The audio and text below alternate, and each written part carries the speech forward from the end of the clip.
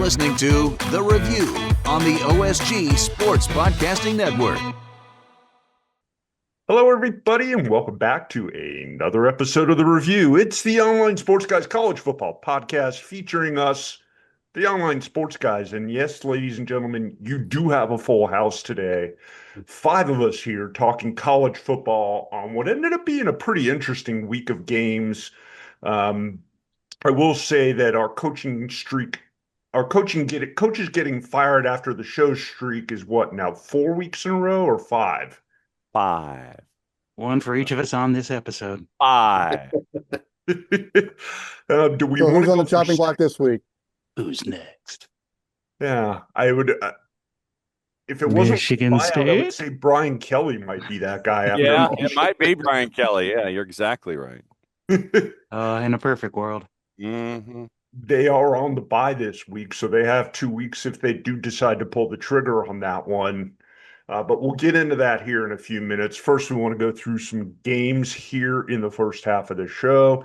A little later, we'll talk about some news and notes. And in the second half, it's a look ahead at the upcoming weekend, a big weekend, a rivalry weekend in college football. And of course, everybody's favorite segment, an early look at college football on a budget. And that's the part where we tell you about games you can get into for roughly the price of a nice, cool soft drink. Mm-hmm. Guys, I'll go ahead and start. We had a full week of football. Want to give a special shout out mention to Kennesaw State, who played on Tuesday night and won their 5th straight game over Florida International, 45-26. Yeah.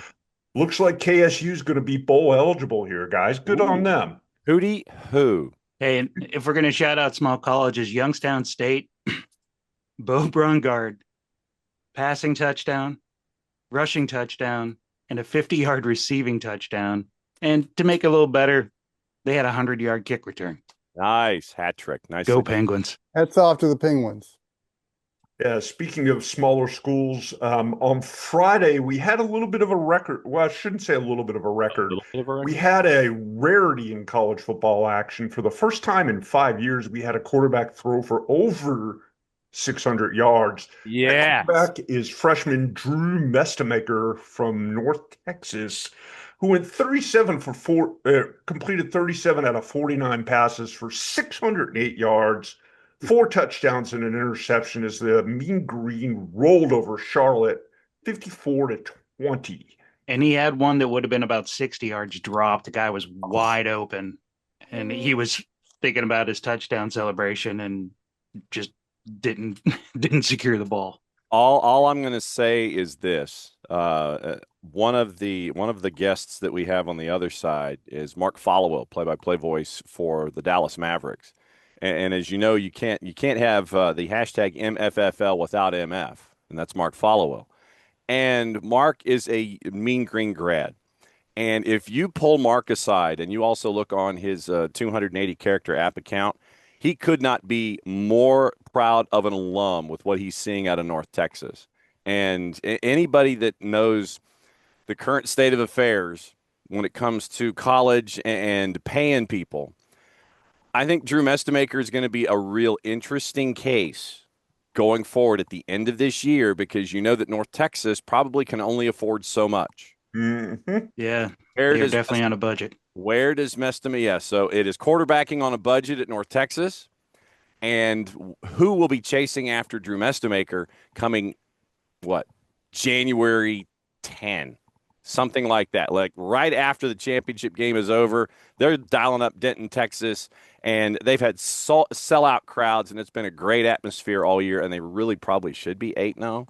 That loss is going to kick them for a while, but Mestemaker is going to be one of those test cases. He's going to be a testamaker case when it comes to NIL coming up for next year. If the bidding war hasn't already started, it has started now after that. Not that there's tampering in college football. Mm-hmm. Yeah, I'm sure there's a lot of back channel stuff going on with his representatives. Mm-hmm. Yes. I'm Texas. I'm looking at him. Yeah, absolutely. That is truth. You can definitely bet on that. We had a few high-ranking teams off. Hey, leave the NBA out of this.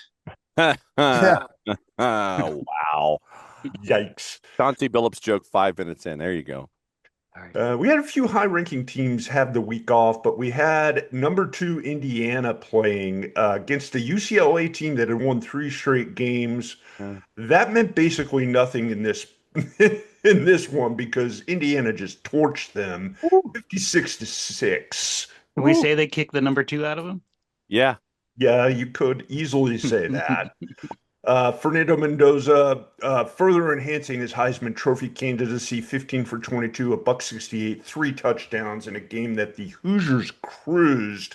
And guys, have we thought of a universe where we would be talking about Indiana like we're talking about Indiana right now? Well, I certainly hadn't, but when you got a coach like Kirk Cignetti, who is a winner wherever he goes, and I mean, he's proven it. He's got the large number contract now that Penn State was kind of sniffing over toward Bloomington after letting James Franklin go. But yes, I think it's arguably case here that Indiana might be the most complete and best football team in college football at this point. And can they maintain that, especially as they're, I mean, they're head on to meet Ohio State unless something happens between now and then in the Big Ten championship game. I mean, to me, they're a lock for the playoff, and they're a lock, almost a lock, in my opinion, to have a deep playoff run. Well, playing a 9 a.m. game certainly didn't help UCLA, but what we've seen this year is when you go to Bloomington, if you're not ready to go, you're going to get embarrassed. And that's happened time and time again the past couple of years. Mm-hmm. Well, that's one reason why I like Indiana. I mean, they don't put the foot off the pedal, and they don't want to win. They want to dominate you. And I think that's going to bode well for them in the playoff. Oh, I love seeing Coach go after when the second and third string guys are getting in. He's still coaching them hard during the game. Yeah. I like seeing that. Mm-hmm. That's a good recipe for a successful team, something they've certainly been the last 2 seasons. Yep. Moving on down the list, guys. Interesting game in Baton Rouge on Red Saturday stick. night. That's one way to phrase it. Yes, LSU goes into the half against Texas A&M, up 18-14, and then the bottom kind of fell out. They lost the second half 35-7. They lost the game 49-25, and they may very well be losing a coach. One can only they've hope. lost their 3rd straight game and have not looked good doing it. Mm-mm. And one of the points that has been made is that one of the first things Brian Kelly apparently did when he started his tenure with his family is fire the strength and conditioning coach. I read this story. It's great. Tommy Moffitt. He was fired when Kelly took over. Moffitt helped build the championship teams in Red Stick. And then he was jettisoned by Kelly. He goes over to Texas A&M because, as we all know, the helmet says ATM on the side. And apparently, according to Marcel Reed, Moffitt brought a tackle dummy with Brian Kelly's face on it to practice on Thursday. So in the last 2 years, Texas A&M has outscored LSU in the second half 60-6. Would tackle dummy with Brian I know. with his face? That's a double negative, right? Yeah, from the Department of Redundancy Department. Yes, absolutely true. So I think it's safe to say that there is a motivated individual in College Station, and when he's in charge of your strength and conditioning program, and you get just absolutely boat raced in the second half for 2 years in a row, that ought to tell you something behind the scenes about how much a three-dimensional thinker Brian Kelly is not. For those of you that might have watched or can go back and watch, it is a great lip-reading exercise of Brian Kelly throwing his assistants and his analysts under the bus. It is in post-game, when you have the post-game By the way, you missed my lovely Cajun wife putting a sticky note on my sweatshirt saying "Fire Kelly." Well, but that's a good name tag. That's a good name tag for Hello, my name is. Hello, my name is Fire Kelly. Well, can we just say this, that Brian Kelly was just not a good fit for LSU Absolutely at all? Yeah. I mean, from the get-go. Yes, he's won some games, but he hasn't won that many meaningful games at LSU. No. And that's a program that expects to be in the national championship hunt. He's And not then a you good get- coach. He's not a good person. Nope. Yeah, and then you go across the field yesterday in Baton Rouge, and you look at Mike Elko, and man, is he a perfect fit for Texas A&M? And Marcel Reed has put himself in the Heisman race now with that performance against LSU. And yeah, we've joked about Brian Kelly, but that LSU defense is not bad at all. Nope. The offense is just struggling, And to say the least. But I think it was a clash of really a program where the coach is just a bad fit. The offense is just not producing. And on the other side, you've got Matt Elko, who looks central casting for a a college football coach in Texas, especially at Texas A&M, if you know the culture down there in College Station. Oop. And they're undefeated. And A&M is, to me, along with Indiana, are probably the two best teams in college football at this point. Well, and I will say this, in addition to all of the coaching that we have seen, and I'm using that word with Brian Kelly at the moment because that's what we're talking about. He has done Garrett Nussmeier a disservice this season. And if anybody deserves to be at the front of the line to throw slings and arrows at Brian Kelly, it's Garrett Nussmeier. He comes into the season injured with a patella injury. Yeah. And Garrett Nussmeier, we know that he's a gamer and he's going to play through it. He's going to do his best because he wants to be there for his team. But you kind of, if you're a defensive coordinator going up against LSU, you know how to go up against them. Make Garrett Nussmeier roll the pocket. Make those legs have to do things that they shouldn't do. And when you have Garrett Nussmeier having to roll the pocket and have to think, he's forced into decisions that his body will not let him complete at 100%.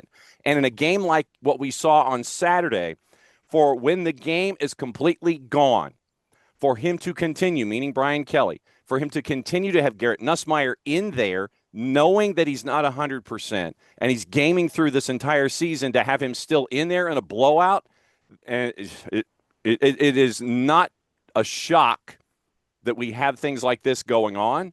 But when you have signs like this showing up in Baton Rouge at a night game at Tiger Stadium, and we have all grown up in the environment of Tiger Stadium being this impenetrable place at night in the SEC. Oh, yeah.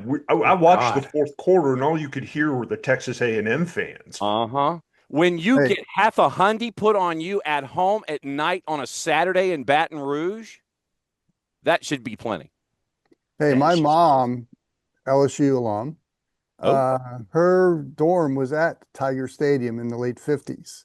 And she would tell you a story about Billy Cannon's run against Ole Miss when she was in her dorm room, and the noise permeating through her dorm room. So, yes, I'm well aware of the LSU culture and what noise is like at Tiger Stadium, even going back in the day.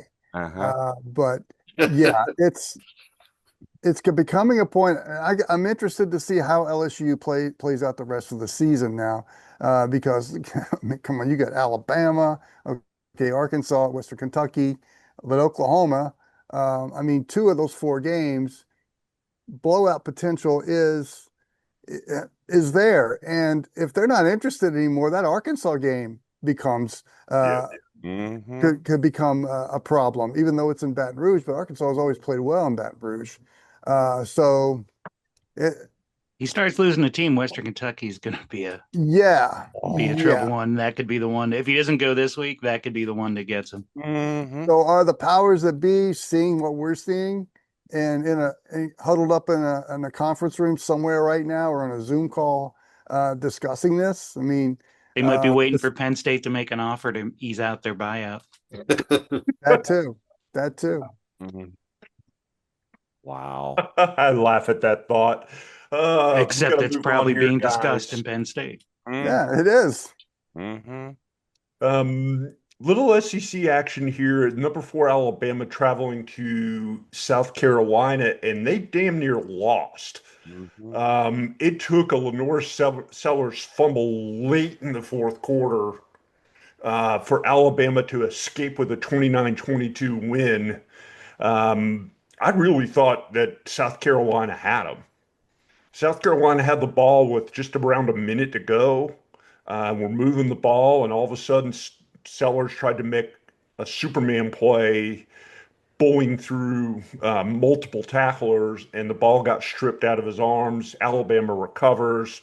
One play later, game over. Womp womp.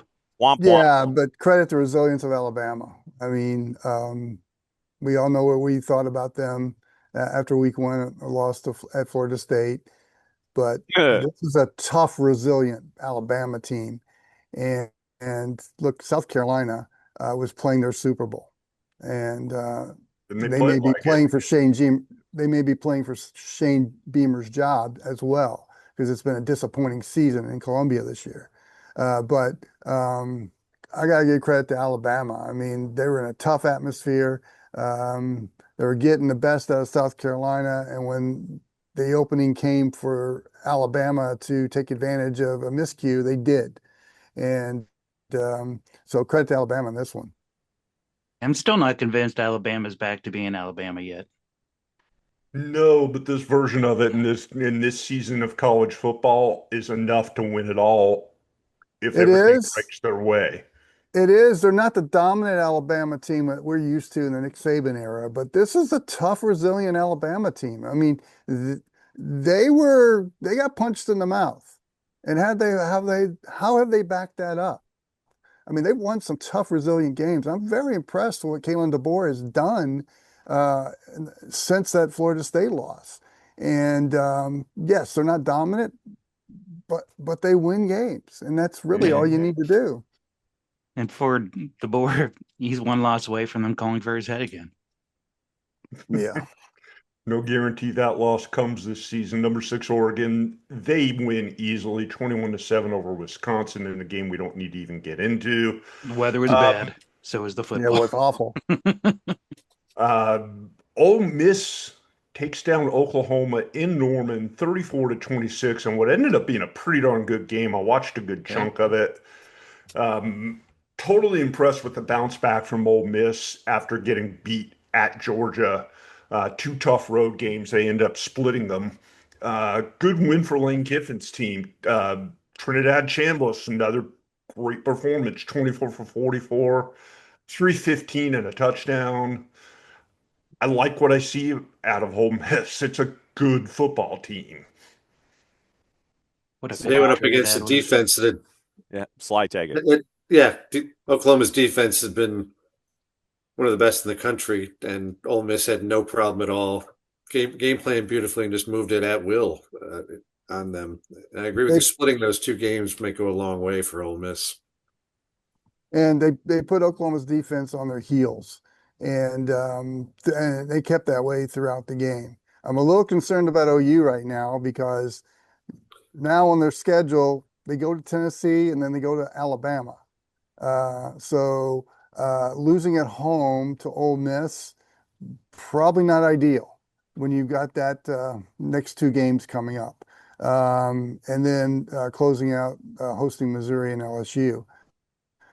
So I'm wondering how Oklahoma is going to bounce back in Knoxville, because they've never experienced Big Orange Nation before, and we'll see how they respond. How was this the line mistake that it was? Legitimately, Oklahoma was as much as a 6.5 point favorite going into this game. Wow. I saw this and I was like, instant line mistake. What are you people doing? Doesn't matter. If you made that bet, you're sitting pretty. Yeah, it's like, honestly, I was like, give me Ole Miss and you can have the points and I'm good. So I stared at that and I was like, yep, I actually got one right for a change. Nice. Again, we don't have to talk about the next game. Miami beats Stanford 42-7, an easy win for the Hurricanes, bouncing back after the loss to Louisville. Next game, those jerseys were a loss, though. Cheaters. Ooh, they were pretty hideous. Cheaters. I love the military. Know what we're talking about. Take a look on social media at highlights from the Miami game. Friggin' cheaters. It was not a good look. No. Number 10, number 10 Vanderbilt. I can't believe those words are coming out of my mouth. Well, they're Uh, going to have a single digit next to them this week. Yes, they are, because they ended up beating Missouri in a tough, hard-fought game at Memorial Stadium. 17-10, Vanderbilt gets the win. They just keep doing what's necessary to get W's on the board. When It's was the not last always time? pretty, but they win. When was the last time we had a sentence that had Vanderbilt in 10 and wasn't referring to losses in a season? Mm-hmm. True. Good on them. It's been at least 84 years, or roughly a little bit before the rise of the internet. Oh, could you see Vandy and Indiana in the national championship? That would be the most awesome national championship game ever.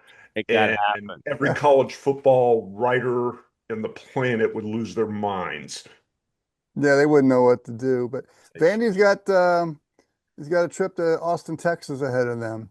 And if Vandy can get by that and ugly up that game, and that's a winnable game for Vandy, Oh yeah. then you've got almost, you got Auburn and Kentucky, both at home.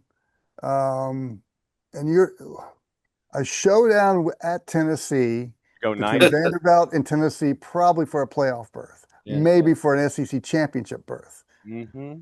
How about that? Mm-hmm. Yeah. 8-4, Who 9. knew that the Vandy-Tennessee rivalry game could be meaningful in the conference and on a national scale? Craziness. I'll take it. Unreal. Give me Well, I'll chaos. take it too. I love it. Give me chaos. That's all I want. Chaos And for then the what win. number will Clark Lee have for his next contract? Oh boy. Yeah. Yeah. Best part about it is he's a Vanderbilt alum. I don't think he's going anywhere. I don't think so either. No, he's enjoying the ride. Mm-hmm. He just needs As an well he NIL bonus should. to get another quarterback. Yeah. Yeah. Yeah, I missed another one of the undefeated teams. Your ACC game, your ACC leader in the house right now, Georgia Tech. They're now 8-0 after a 41-16 trouncing of Syracuse. Haynes King just keeps piling on statistics this year. He Phil, should it makes all the sense in the world that you bypass Georgia Tech. everybody has. Everybody is. I mean, I'm a believer in this Georgia Tech team. Haynes King is probably the most dynamic quarterback in the country. And what's not being said here is Brent Key has the Nick Saban philosophy. Look at those offensive linemen. Look at those defensive linemen. They have been dictating the terms all year. How many And other teams are undefeated in that state? Mm-hmm. exactly. Mhm. Man, yeah, and that Georgia showdown is going to be epic. Yes. Probably top last year's, which was epic on a scale of In a 10. neutral site. Yeah, Well, Oh. a sort of neutral site. neutral site. Yes, Mercedes-Benz there's not Stadium, going to be a beautiful 21st downtown parallel there Atlanta. like in Oklahoma, Texas. That's for sure. Oh, that's gonna be as far away from football on a budget as you can get.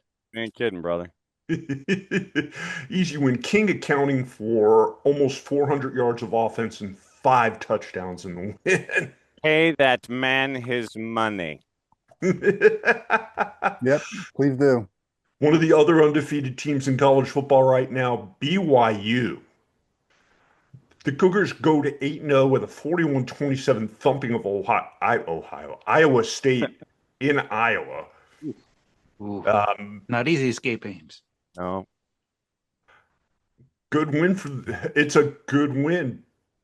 And BYU with one of my favorite quarterback names of the season. You pronounce Yeah. it. Number 47 at under center, Bear Bachmeier. And the Bear may be getting an invitation to New York as well in December, because people are starting to notice his talent. And with you got a team that's undefeated in the Big 12 right now, he's a great story. I mean, he can do so much. See, our Very New much like York- Haynes King. our New York is so much different than what it'll end up being. Oh, yeah. For us, it would be Bachmeier, Horvath, Haynes King, and two others, Diego. and Diego, and a fifth to be named later. That would be our New York, and that will be nowhere close. Well, Bear and Diego may be getting those real invitations to the Downtown Athletic Club, but I love watching that kid play, and especially we're number 47 as a quarterback. That's The really OSG, cool. by the way, the OSG Athletic Club is the only place where you really get all the serious stuff. That's the best invites go there. Yeah, not the most popular, but the best. Yes. You got to go, and we'll pick up after the break. Yeah.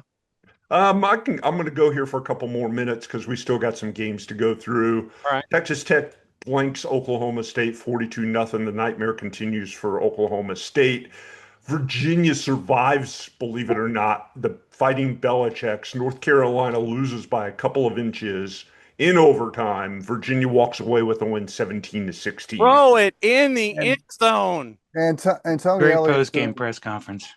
and Tony Elliott's doing a great job at in Charlottesville. They only got one loss this year, guys. We can see a Georgia Tech Virginia ACC championship game. Yep. Ralph Friedgen and George Welsh right there. Virginia's definitely living on the edge the past 2 weeks after But they're winning. with a safety against Washington State, and then yesterday, hats off to them. Mm-hmm. I'm going to skip down a little bit to a little bit of a surprise game. Somehow, some way, Texas manages to survive their game against Mississippi State. With a backup quarterback. 38 with a win in overtime. And it took 24 points in the fourth quarter for Texas to do it without the injured Arch Manning.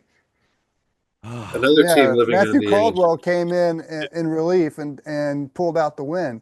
And that's a huge boost for Texas because it's been mediocre at best for the Longhorns this year. But to get a win in Stark Vegas, that's pretty cool. I mean, Sly, it was a 17-point lead that Klanga had in the fourth quarter, and they give up 17 in a row, and it's a late punt return. I did not have that on the bingo card for the equalizer either. Yeah, I mean, we talked last week how they had no business winning the game at Kentucky, and that same here. So, I mean, it shows a lot about their program that they can win those two games and move on. Keep it alive down the line if they can put it together. They still have a pulse. Two quick upsets here at the bottom end of the top 25. Sly, your Illini go down to Washington 42-25 out in Seattle. How is Washington not ranked? And I'm They will be disappointed. after this one. I mean, I know they're not in the SEC, but Oh, yeah, but I agree. But John Fox, I'm disappointed in your Illini. That was the team I was looking at as far as the Big Ten this year because I thought they had all the right parts in place, and just hasn't worked out. I think that Indiana loss was huge. Yes, and what the game yesterday underscored was, Ryan Walters was the Illinois defensive coordinator for a couple of years, then left for Purdue. Yeah. And since he left, their defense has been below average at best. And yesterday just underscored how horrible the decline has been since he left because they didn't have a chance to stop Washington. I think Washington punted once after their tight end dropped a wide open pass on third down. Yeah, just there's going to be some evaluation done on that defense over the next 9 months because it's unacceptable.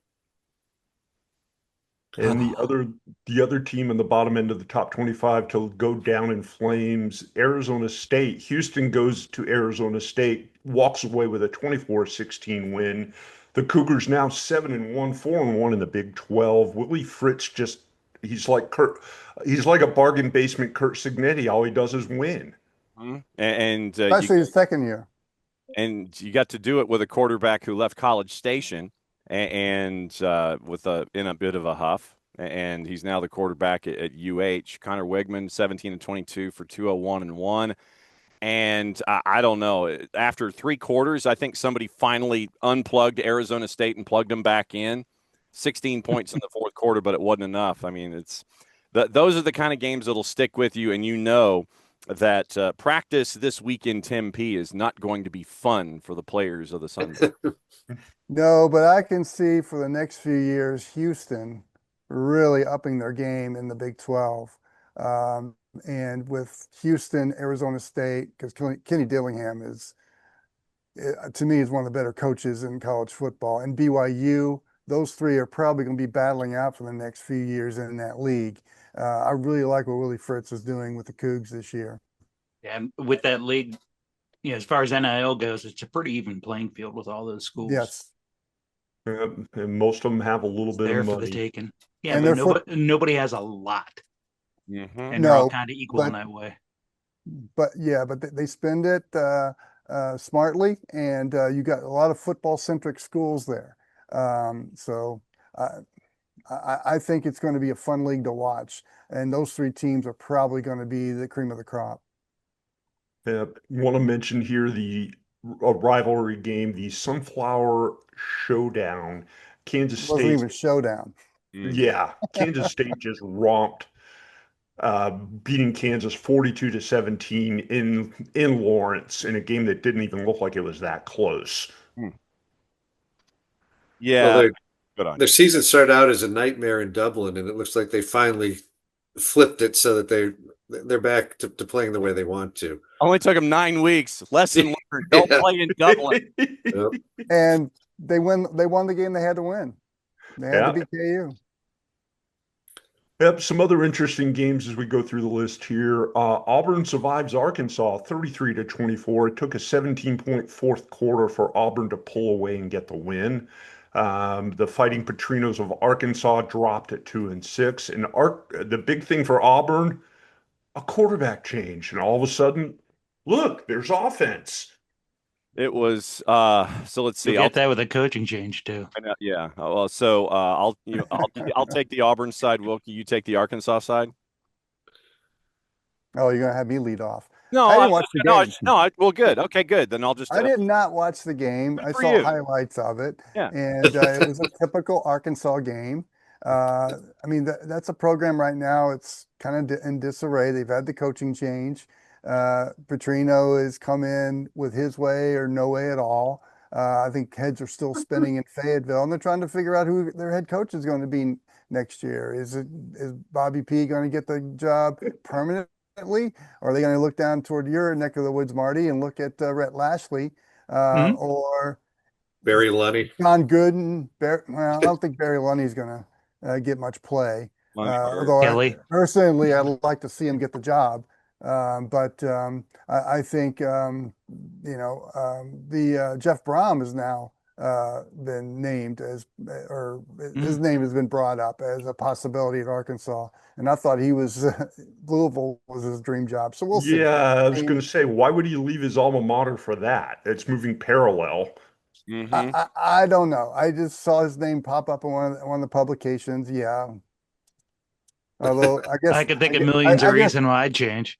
I guess the bourbon bucks aren't coming through so much for him, but I just think the heads are spinning in Fayetteville right now. They're trying to figure things out, and Hunter Yurachek's got to get this hire right if he's going to survive. Yeah. On the flip side, obviously, big shout out to Evan McPherson with all of the health issues that he is still battling, and he's out there kicking.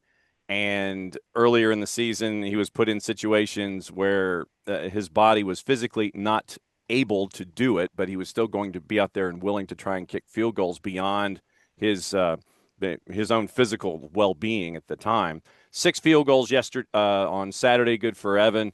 And when you have a quarterback change, I think the microcosm of the Jackson Arnold experiment with Coach Eeyore was late second quarter, and the entire game, literally, it is run the ball, you're scoring, run the ball, you're scoring. The second the ball goes in the air, bad things happen. Thank you, Woody.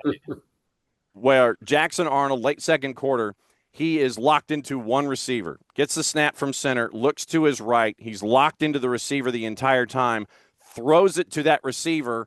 The defensive back jumps the route, corner jumps the route, goes back the other way for a touchdown. The boss was so mad that the house was shaking, much like a night game in Baton Rouge. That's what we were getting second quarter here at the Imitation Palatial Nelson Estate.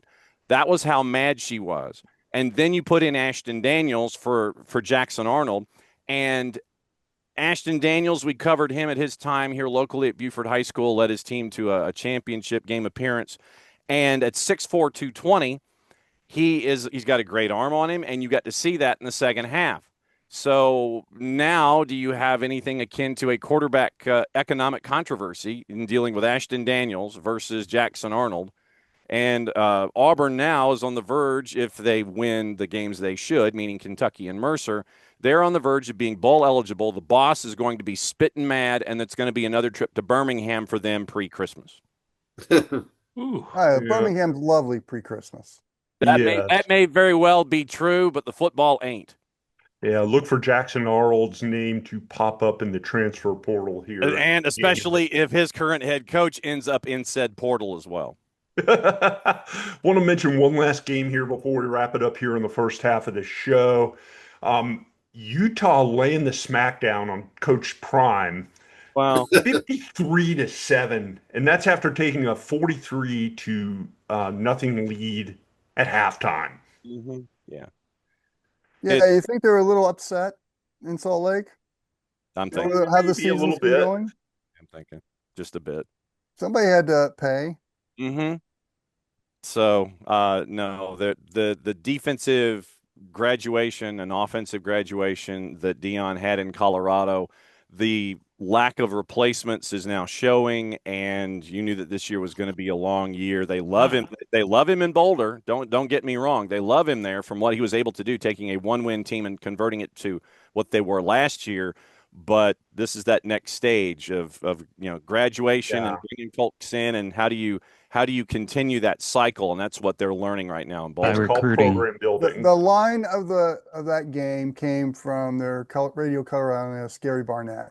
Mm-hmm. I was listening to the game while I was trying to get to sleep last night, and his line was, "What the hell are we doing?" That was appropriate. Wow. Probably wasn't the only person saying that. Mhm. Yeah, Not wrong. Absolutely true. Not wrong. absolutely, guys. I'm going to wrap up here. This is the first half of the show, the end of the first half of the show. When we come back in the second half of the show, I won't be here, but the rest of the guys will. I'm off to go see my Miami Dolphins probably lose to the Atlanta Falcons. Your timestamp is to figure out when we were taping the show. Yes. The guys will get you through the upcoming week in college football and college football on a budget. That's all in the second half of the show. Stick around. We'll be right back. And you are listening to The Review on the OSG Sports Podcasting Network. Please like and subscribe.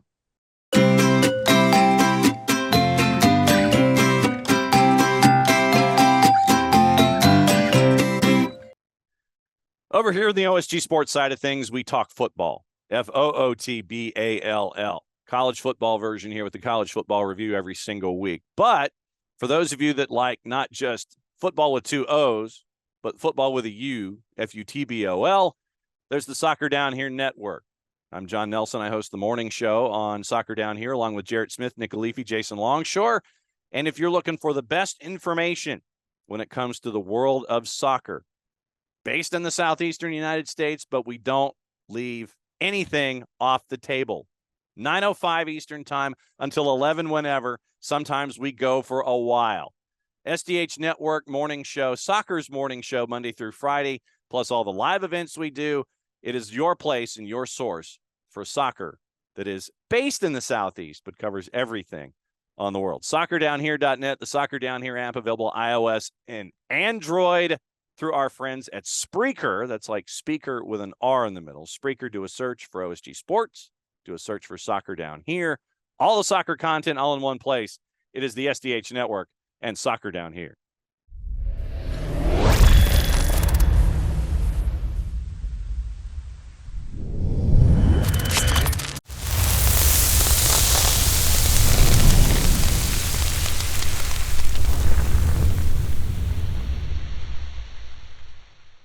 Welcome back to the B Block here on the Review on the OSG Sports Network. John, Sly, Marty, and Wilkie hanging out with God, you. I'm surrounded by Johns. Well, I mean, it could be. John's no waiting. Yes, 3 Johns, no waiting. Absolutely true. 3 Johns talking football. Right there in the backyard. 3 Johns, no waiting. All the spinners are on green and vacant. Kind of like my brain right now. All right. Are there any other games as we start the B block that stuck in your head, regardless of division, outside the top 25, that you want to get off your chest before we get into the previews for the upcoming week, gentlemen? Is that good a week, huh? You know, I Okay, want to say Youngstown State goes to the Dakotas and sneaks out with a win, but that's well, but our offense is A great this year, couple but for I'm me. scared for him. all right, Wilkie, go. Okay, couple for me. Yeah. Shout out to my Missouri State Bears with their Yes. overtime win in Las Cruces against New Mexico State. And what happened on the same night? And What happened on the Delaware won same on the night? same night as well. Yeah. My wife's alma mater. So too bad we don't play this year. But big road win for the Bears in Las Cruces, and they are in the hunt for in Conference USA. And if things go right, maybe their first bowl bid ever in Division One or in FBS. The other is South Dakota State dominating the Dakota Marker game, defeating North Dakota State. North Dakota State dominating over South Dakota State in Vermillion. So Brookings. they claim Brookings. Yes. That too. Millions USD. Them spike all right. brother. Take two. Uh-huh.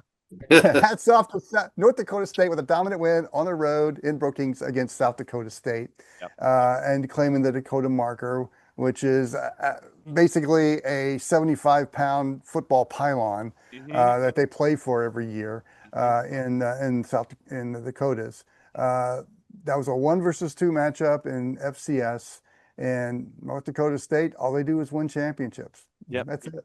12 of the last 14 in 1AA FCS have gone that way, and the starting quarterback for South Dakota State was in pregame warmups in a walking boot.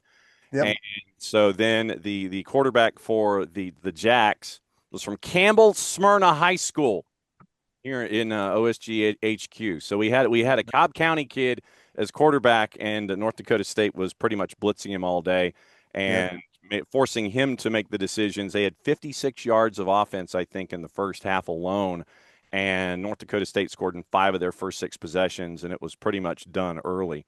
So and what's impressive about North Dakota State is both sides of the line, offensive and defensive line, are FBS offensive lines. absolutely. Major 100%. FBS. I mean, they're huge, they're athletic, and they just got overlooked. And I'm sure maybe some money will be flowing their way to maybe give a shot at the upper levels. But North Dakota State was impressive. All right, Sly, anything else stick in your brain from the weekend? Good. Yes, it's college basketball is coming up, and our show is called Under the Radar. I'll go with Under the Radar for a game last night. Many years ago, I went to a Wyoming-Colorado State game in Fort Collins, and my sister was there, and they played last night in Laramie. That is a really cool rivalry and a cool game. It wasn't that competitive last night, but anyone who has a chance to go see a game like that, I'd highly recommend it. Absolutely. When I lived out west, yes, that was top of mind. Colorado State, Wyoming. It's called the Pokes versus the Sheep, and that's. I don't want to know about pokes and sheep in the same sentence, sir. That's what they call it out west. I was the same way. Like, Sure, they don't call it something else. But that is a bucket list rivalry game to go to. Oh man, who knew that we'd have pokes and sheep 45 minutes in? All right, let's get into the previews and get into. We'll kind of hybrid this. We'll do football on a budget as we proceed through the matchups, because we are in that time of the schedule where you have 7 straight weeks of football on various levels on every day of the week, and most of it kind of carries from weekday CUSA and works its way forward into the Power 4 conferences. So exactly. And so I'm going to go ahead and grandfather the Tuesday games in, because we have one that's slightly outside of football on a budget to kick things off. UTEP and Kennesaw State. Get in price on the U, $11. And considering that Kennesaw is a win away from being bowl eligible, I think that Kennesaw State should probably have all of their games on weekdays, because they are causing problems at the fraction. So it's a ding for me, even if it's $11 on your get in. I would go. Yeah, it's a ding at full price anyway. Yeah, but I'm going to be going in a month anyway to Kennesaw to watch the Owls play my Bears. Mm-hmm. So I'm in either way. Yes. And then the other game that night, it is football on a budget in San Marcos as James Madison goes to Texas State. Get in price at UFCU Stadium. There's a lot of jokes there. Get in price $7. And I don't think we've been to San Marcos this year, so we're going to ding that one.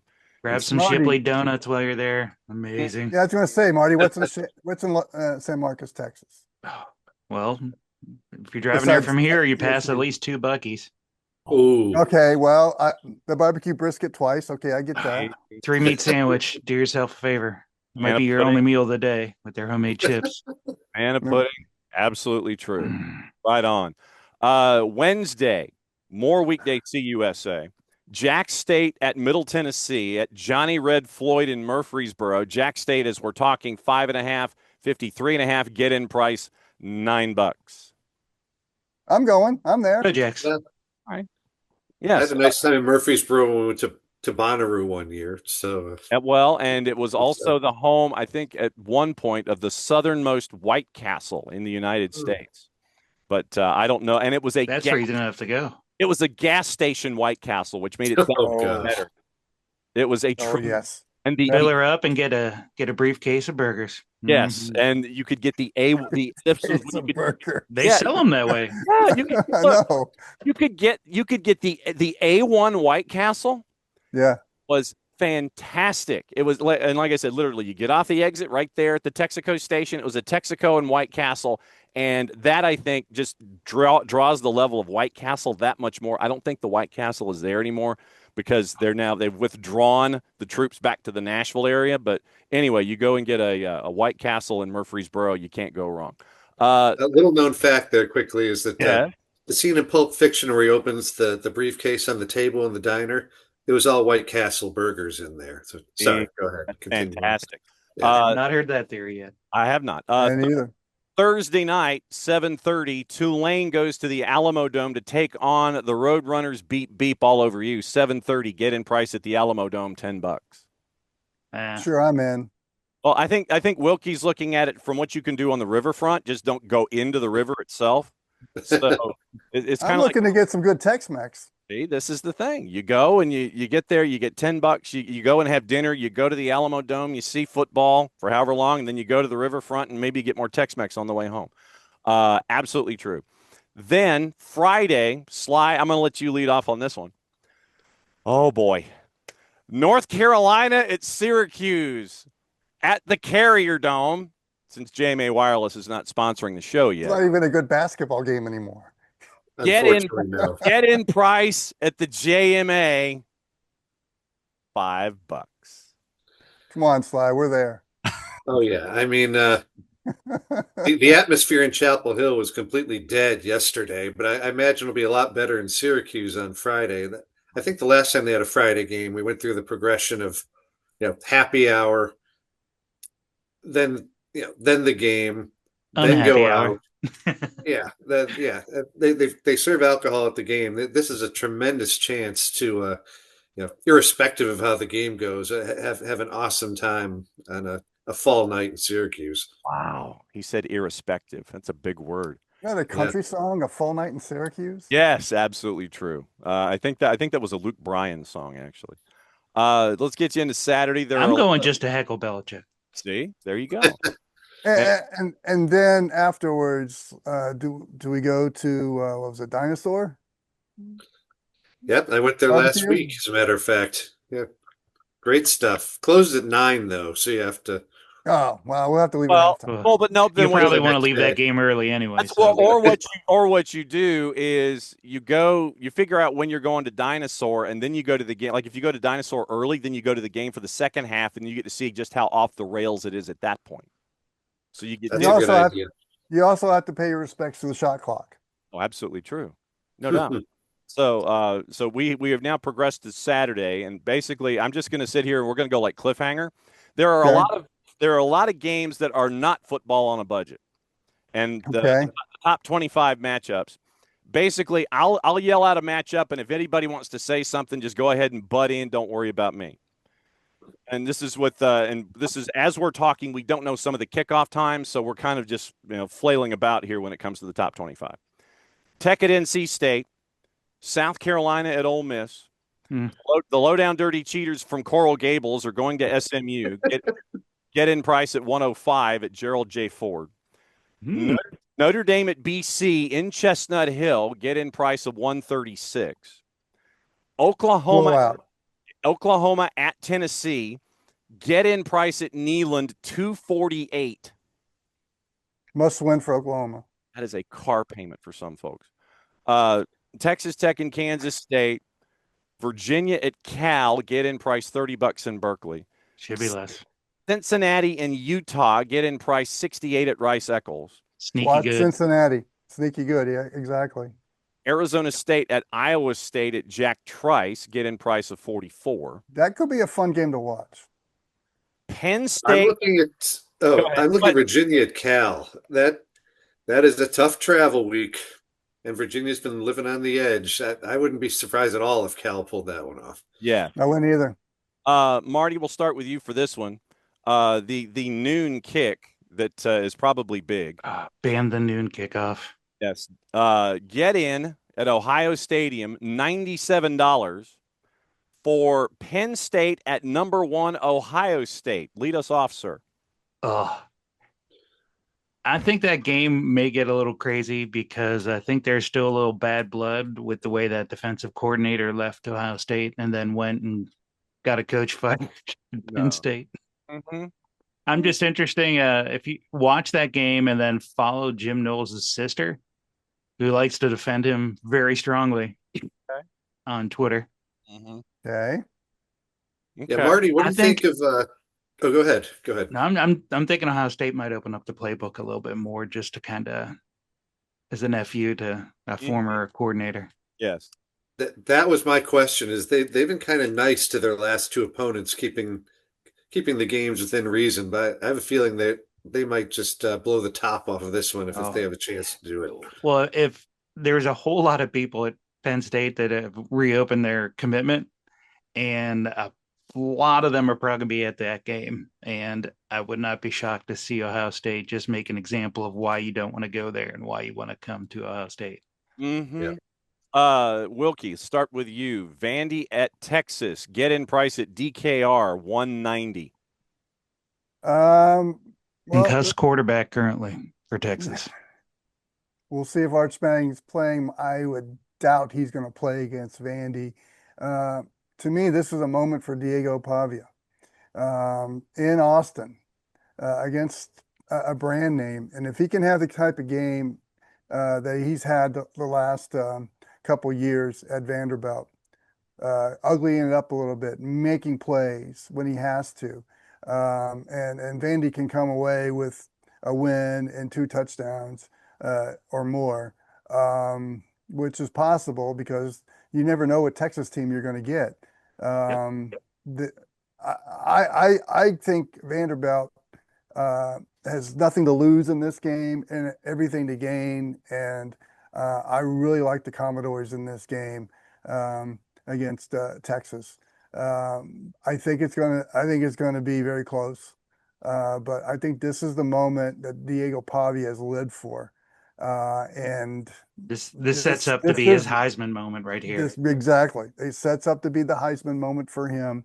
And I really like Vanderbilt in this one. Sly Rutgers travels to Memorial Stadium, the Champaign version. Noon kick on the multicolored Bird Network. Get in price at $26. What happens with Rutgers in Illinois?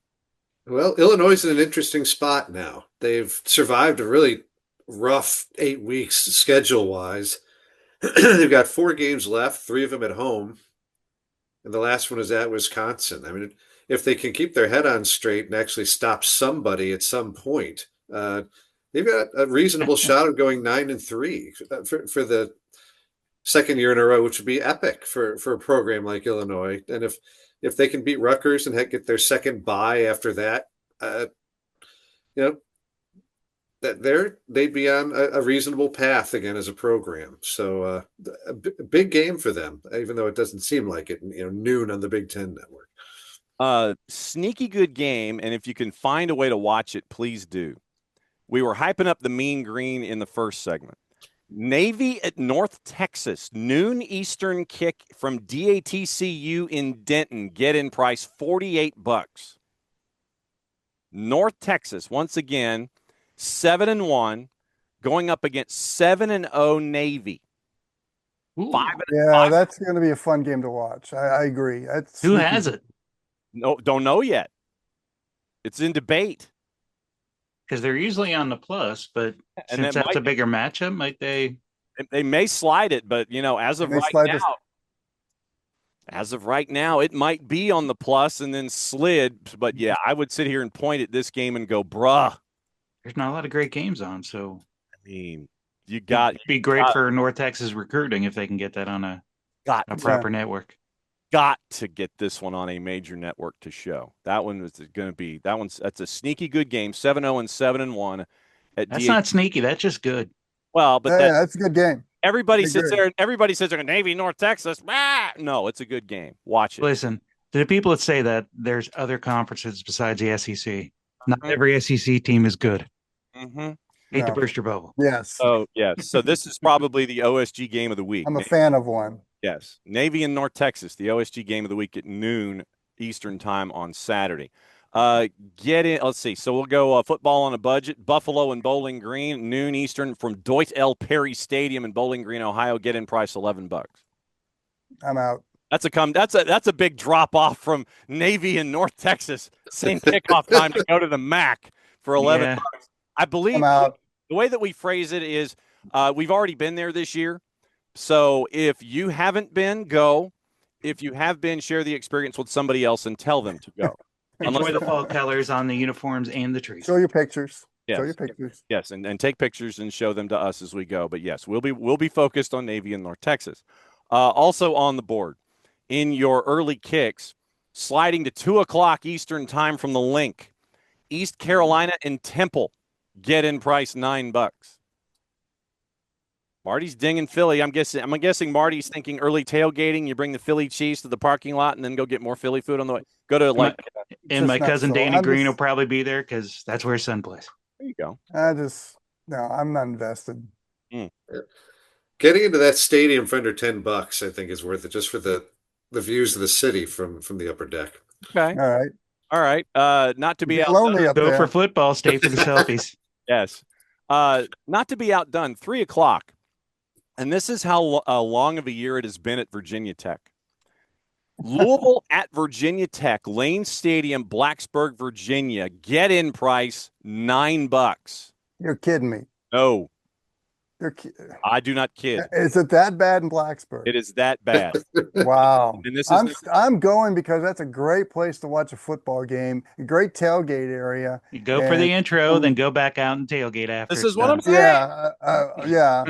And a couple really good sports bars in Christiansburg and in Blacksburg. Man, that just disappoints me how the fortunes of Virginia Tech have fallen in the last few years and how Virginia is rising with Tony Elliott. I mean, I don't know about Virginia rising, sir. I really don't. Yeah, I'm kind of liking what he's doing over in Charlottesville, but yeah, I mean that's shocking. $9 to get in Lane Stadium, and I'm there. I mean, I love that atmosphere there. Sly, will start you off. Well, I'll give you two and bunch them together, considering they're both 3:30 kicks. Neither one is football on a budget. Number 2, Indiana at Maryland. Get in price at SECU in College Park, $30. And then the cocktail party. Number 5, Georgia at Florida. Get in price at the Gator Bowl, $130. This was a game that I think Wilkie a couple weeks ago said Indiana, if they were going to stub their toe at all, it would be at Maryland. But I don't see it from this team. They don't either. Yeah, Maryland's disappointed me. Yeah, I agree. I think they roll over Maryland. Georgia, Florida, I mean, you guys are closer to the situation on both sides, although we have a lot of family that went to Georgia. But the coaching change, the week off. I mean, Georgia's the better team, but a lot can happen in that game. So, yeah, I mean, it's a rivalry. It's Georgia until I see otherwise. Yeah, it's a rivalry game. But I just think Florida's reeling right now, and I just like Georgia in this game, and I'm wondering if it's going to be close, to be honest with you. I know it's the cocktail party, and that game tends to be bonkers, but I'm thinking Georgia wins this one easily. And I'm just waiting to hear how many times I hear Larry Munson's calls of Ron Lindsay run between run now and Saturday. Yeah. What's the spread on the game? Not posted currently. Still early. Oof. Yep, I know. Yeah, that's why I tend to think it's going to be a Georgia blowout. Yeah. $9 Pitt and Stanford at Stanford Stadium in Stanford, California, 3:30 on ACC. I'm there. Pitt's playing well. Well, and Crushed NC State. That's a huge number to put up. Love Pat Narduzzi. Yep. I mean, you're like, $9. I'm there. What about $11? Bowling Green, Kentucky, New Mexico State, and Western Kentucky. So Chiggers on parade for $11 at 3:30 at Hawkins Industries LT Smith Stadium. For Great fan base for Western Kentucky. It's worth going to. All right, I'm sold. See, but the thing is, my one thing about go for the merch. But that's the thing. They don't do enough of it. They don't do look, the individual position, I guarantee you in that parking lot there's gonna be a lot of merch. May not have an official tag on it, but there'll be a lot of merch.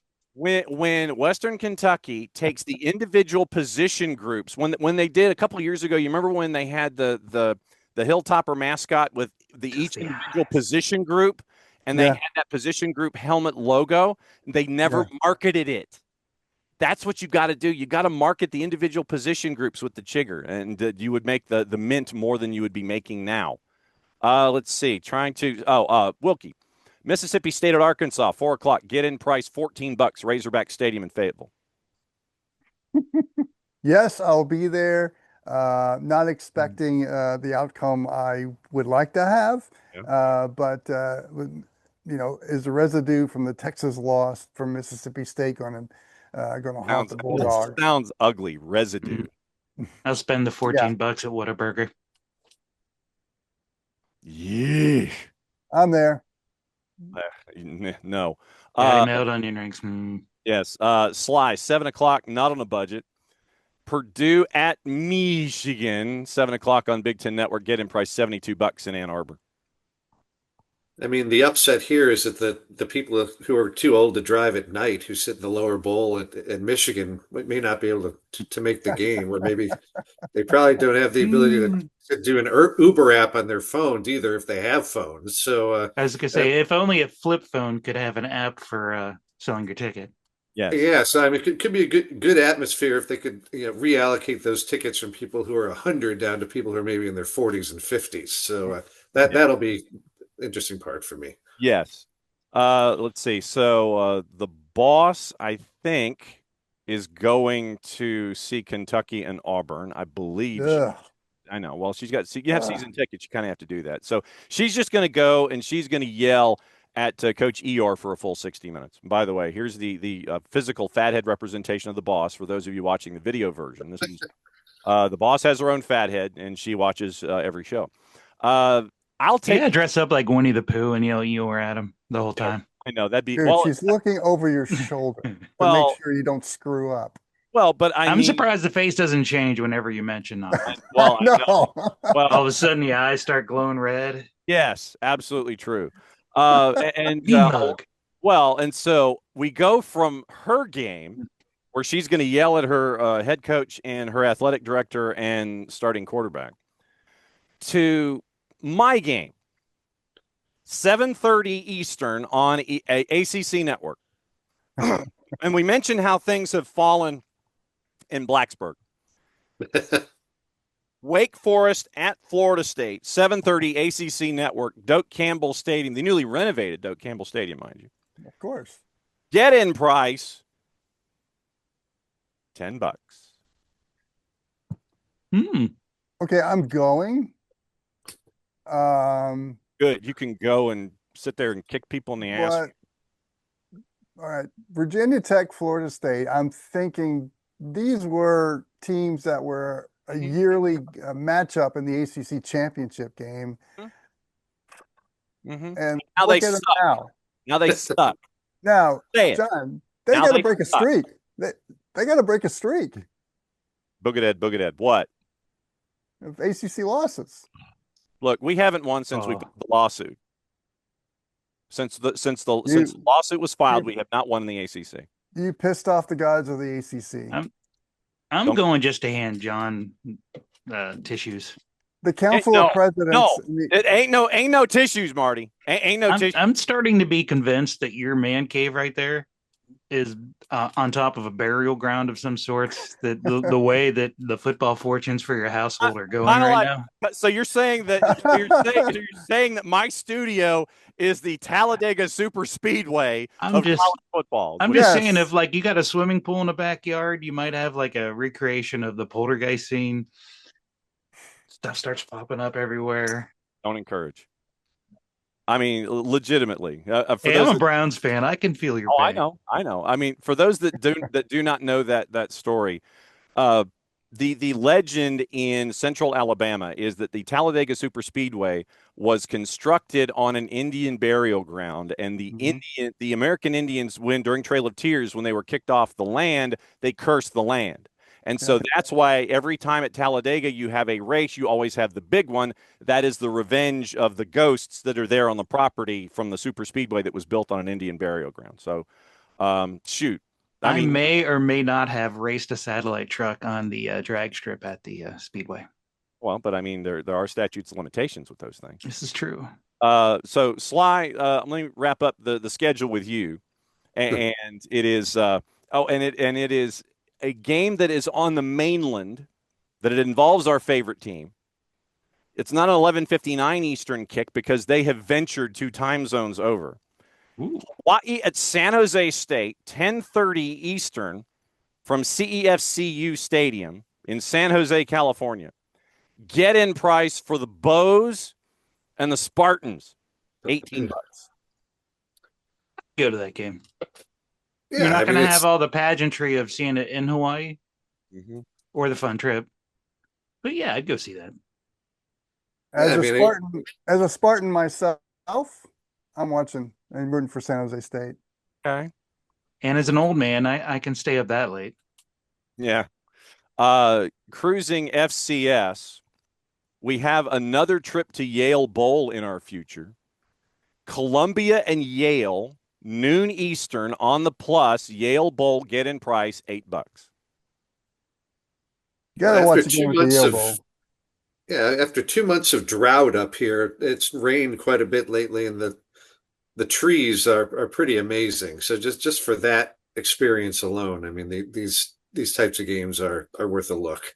All right. 3:00 in the Big Sky. Montana at Weber State, Stewart Stadium, Ogden, Utah. Get in price, $8. Not moving it down. I'm anti-Utah just because of the tailgating. You know, True. the whole deal with alcohol in Utah. I just can't At least you can get caffeine now. Yes. get on Yeah. board there. Closing time's at 11:30. Yes. Last And- call. And the Found last that out hard way. Yeah, and the last one that is the last one that we'll post is something of a bookend from the beginning of the segment where we were talking about Dakota Marker. Indiana State at South Dakota State from Dana J. Dykehouse and Brookings. Get in price, $13. I'm not a Missouri Valley fan anymore, so I'm not there. Yeah, Sorry. look for the environment in Brookings. They had a sellout crowd in Brookings on Saturday night. It was a I new track agree, record. but Oh, I know. See, yeah, you're like South, South Dakota here is lovely in early November. yes. So yeah, I think it's a Dakota Marker revenge game. I think that they put up a big number on the 6-6 Sycamores. Okay, last thoughts before we get out of here, either about what happened or what's going to happen. Sly, lead off. Well, we're getting to the point in the conference races where there's some separation, and this week's games will certainly give us some idea of where it's going as we head toward the conference championship previews. Marty, hit me. Ban big noon kickoffs. Wilkie. I think that the nation needs to start recognizing Georgia Tech. I think they are probably the best team in the ACC. And I'm looking at Georgia Tech and Indiana as the teams right now that have kind of separated themselves nationally. But people just don't know. People know about Indiana, but they just don't know about Georgia Tech. And you got to love it when an offensive lineman is the one who's leading the charge there at Georgia Tech. So for Phil, who is, as we are taping, racing off to go and watch his favorite Shield team, the guys that get paid a lot more than the guys that get paid for a living. That could be the coach that gets fired after the taping. That's what I'm saying. That could be. So do we get to 6? Okay, so that's my last question. I did a false out. Here's a coda. Do we get to 6 weeks in a row, Sly, with a college football coach getting fired? I believe so. Okay. And you don't have to say who. I just need a yes, no. Marty, do we get to 6? This podcast is strong, yes. Wilkie, do we get to 6? I believe so. My odds are on Brian Kelly. I'm just saying. So My hope is for Phil, for Wilkie, for Sly, for Marty, I'm just John. Follow us and like us and be a part of the conversation every single week on the OSG Sports Twitters and all the other social medias. We'll be back later on in the week for another go-round of the College Football X. We'll find out what our X factors are as we go forward here in week numbers 9 and 10. Absolutely true. So for all of us here, to all of you there, thanks for another go-round of the review. You're watching and listening to the review on the OSG Sports Network. We'll catch up with you next week. please like and subscribe.